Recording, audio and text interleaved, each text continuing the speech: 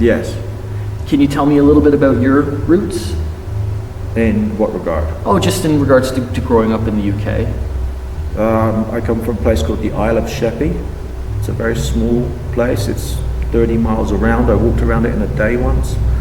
I grew up in the 1970s and 80s, so it's a different time. I don't know really. What are you looking for? I grew up in an evangelical Christian home. That might give you an idea. And what do you know what the cannabis scene is like in the UK now in terms of their progress towards legalization? I do actually, because my brother is quite part of it, and basically it's not as nearly as progressive or forward-moving or anything as it is here. The UK is very prescriptive in its in stuff, and I think sometimes the other side of having a very good social medicine system is that people will be very prescriptive about what you can't do if you want to have that. Okay, well, you can't do drugs, then we're not going to make that legal because that's just going to add to our problems to have to pay for problems for people. Mm-hmm. And that's how it's perceived, I think. So there's not a great movement towards legalization, really. There's not much in the way of very, very strong, political activism. However, I would expect the UK would just follow the United States if it ever legalized. I just think they would just step in line. Eventually. Yeah. I like how you advocate a more ritualistic approach to cannabis. It doesn't have to be about Cheech and Chong or the general debauchery that many associate with cannabis consumption. Mm-hmm. Do you think we'll see cannabis consumption spaces, cafes, or vape lounges in Denver in the near future? I think we'll see some of it. Denver has made it very hard as a city, in terms of the legislation, to fulfill the desires of the people of Colorado. There was a vote. People wanted it. They said they were interested in making cannabis, consumable as a sort of a, whether it be social or whatever. And Denver has made that almost impossible to do as a city, mainly because the mayor is, anti-cannabis, I would say. Which is, people think about Colorado, they think about Denver, they don't realize how actually it's not really as quite easy as people think it is. Yeah, not quite as progressive as maybe the media depicts. But not at all. From my experience so far, just visiting as a tourist, I have to say, this is really the model for how the cannabis industry should be regulated and governed worldwide. Denver? I completely disagree. Oh, how so?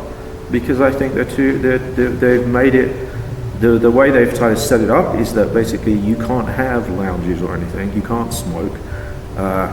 Even where they have cannabis tasting rooms and stuff, they're attached to dispensaries and they're very small, and it becomes a very weird little almost like cigar loungy type of experience. They're trying to make it very difficult for people to just openly enjoy cannabis and have it be a part of life. They're never going to allow it to mix with alcohol. And it just becomes very. I don't really see it being any better than it was before.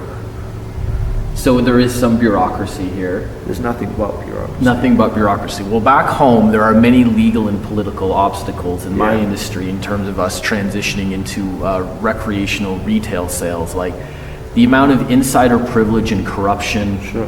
Do you know about the Alcohol and Gaming Commission of Ontario's cannabis lottery?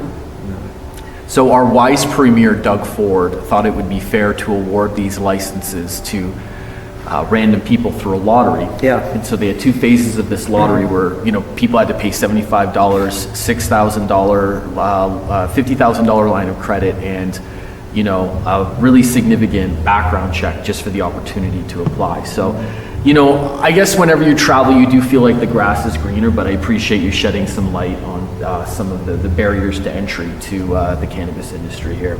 Yeah. And just one more question. Well, I believe, like you, that cannabis consumers deserve a spiritual home around the world to consume cannabis and just, congregate with like-minded people. What you're doing here is really groundbreaking. And how can one donate to the church?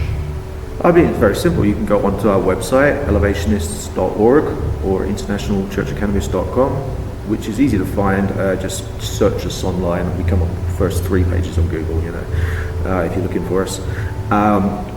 And there is a donation page right there on our website. You can go ahead and make a donation if you want to make a financial donation. That's great. If you want to find out more, there's information there as well. You can find out about joining the church. You can do that online and then come to services. And it's all right there online. Excellent. And, hopefully we can talk about opening up a chapter in the Greater Toronto area sometime in the near future. Yeah.